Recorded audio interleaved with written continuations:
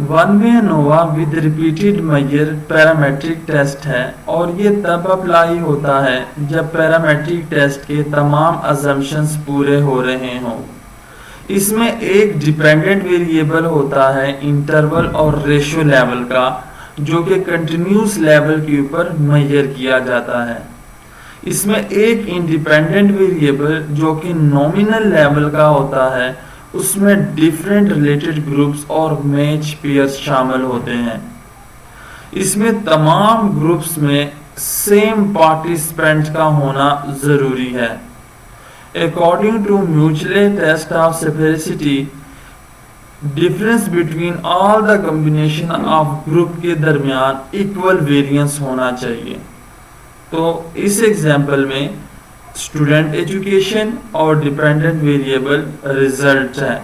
तो हम किस तरीके से इसको SPSS में कंडक्ट करते हैं। SPSS के मेन फाइल में आते हैं।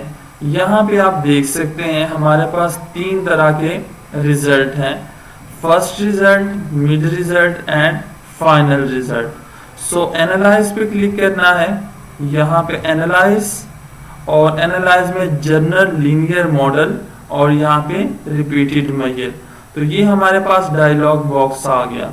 अब यहाँ पे फैक्टर जो है with in subject factor name, तो ये टाइम है हमारे पास फैक्टर, और लेवल कितने हैं, 3 लेवल हैं। ठीक है, तो इसको ऐड किया यहाँ पे, ये हमारे पास आ गया।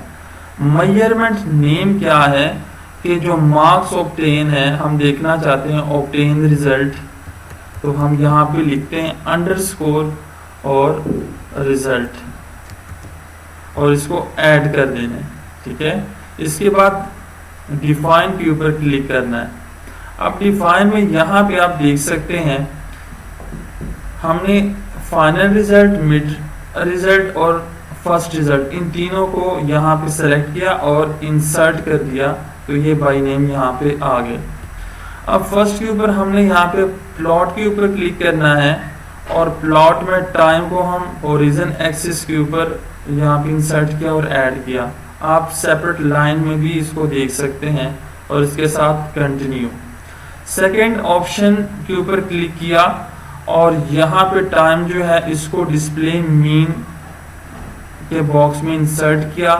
Compare mean effects, main effects. ठीक है, तो यहाँ पे हम बोन फ्रोनी यहाँ पे सेलेक्ट करेंगे और डिस्प्ले में हमें रिक्वायर्ड है कि descriptive statistic, estimates of effect size, homogeneity और रेजिडुअल प्लॉट्स। ठीक है, और इसके साथ कंटिन्यू।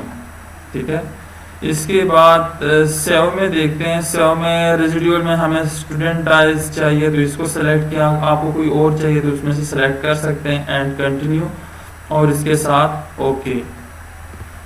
तो यहाँ पे आउटपुट में आप देख सकते हैं हमारे पास जो 2 तरीके से हम टेबल को जो है वो यूज़ कर सकते हैं अपने रिसर्च पेपर या थीसिस के अंदर। अगर हम मल्टीवेरिएट एनालिसिस करते हैं तो इन दिस केस हम करेंगे क्या, डिस्क्रिप्टिव स्टैटिस्टिक के टेबल को और मल्टीवेरिएट टेस्ट के टेबल को, और लास्ट के ऊपर ये जो हमारे पास टेबल है यानी ग्राफ है। ठीक है, यानी estimated marginal mean of obtain result, हम इन 3 टेबल्स को जो है वो वहाँ पे यूज़ करेंगे मल्टीवेरिएट एनालिसिस में।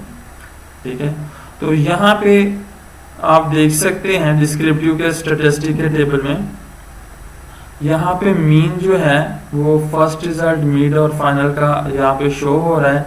स्टैंडर्ड डेविएशन और टोटल नंबर्स भी शो हो रहे हैं। मल्टीवेरिएट टेस्ट में हमने विल्क्स लैम्डा की रिजल्ट्स को देखना है। यहाँ पे सिग्निफिकेंस शो हो रहा है क्योंकि यहाँ पे हम म्यूचुअली सेपरेसिटी के अजम्पशंस को अप्लाई नहीं होता मल्टीवेरिएट टेस्ट के अंदर। अब हम मूव करते हैं यूनिवेरिएट टेस्ट में। तो यूनिवेरिएट टेस्ट में हमने पहले म्यूचुअली टेस्ट को देखना है के टेबल को। तो आप यहाँ पे देख सकते हैं जो वैल्यू है ये 0.214 है। इट्स मीन की P की वैल्यू 0.05 से अबव है। तो हम कह सकते हैं कि डिफरेंट पॉइंट्स के ऊपर इक्वल वेरिएंस है, ठीक है, डिफरेंट पॉइंट्स के ऊपर, यानी सिम्प्लिसिटी की जो अजम्पशंस है वो वायलेट नहीं कर रही, ठीक है। तो हम इसकी ये वैल्यू जो है इसको हम यूज़ करेंगे अपने थीसिस में या आर्टिकल्स में, ठीक है। अगर ये वैल्यू सिग्निफिकेंट हो तो इन दिस केस हम यहाँ पे ग्रीन हाउस ग्लेजर की ये वैल्यू और इस वैल्यू को हम यूज़ करते हैं, ठीक है। तो यहाँ पे सिग्निफिकेंट नहीं है, ठीक है, 0.05 से अबव वैल्यू है, तो इट्स मीन के जो स्पेसिटी की एजम्पशन है वो वायलेट नहीं हो रही। इसके बाद हम नेक्स्ट देखेंगे यहाँ पे लीनियर में, ठीक है। तो लीनियर में हम देखेंगे कि यहाँ पे जो टाइम है ये सिग्निफिकेंट है, तो ये शो लीनियर मीन के या तो टाइम जो है वो सीक्वेंस वाइज बढ़ रहा है या कम हो रहा है। तो हम इस टेबल को भी यूज़ कर सकते हैं और यहाँ पे हम ये वाला जो ग्राफ है इसको भी यूज़ कर सकते हैं। आप यहाँ पे देख सकते हैं कि टाइम वाइज जैसे जैसे फर्स्ट में अगर आप यहाँ पे देखें, ठीक है, तो ये 1 पॉइंट के ऊपर कम है और ये 2 पॉइंट के ऊपर जो है मतलब कि जो मिड का रिजल्ट है उसमें ज़्यादा है और फाइनल में फिर हाईएस्ट मार्क्स हैं। सो ये शो करवाता है कि ये लीनियर जो है सिग्निफिकेंट इम्पैक्ट है, ठीक है। इसके बाद आप कंपैरिजन का टेबल भी यूज़ कर सकते हैं तब जब यहाँ पे रिजल्ट जो है ये सिग्निफिकेंट हो, ठीक है। तो यहाँ पे रिजल्ट जो है ये सिग्निफिकेंट नहीं है ज़्यादातर, ठीक है, तो हम इसको यूज़ नहीं करेंगे।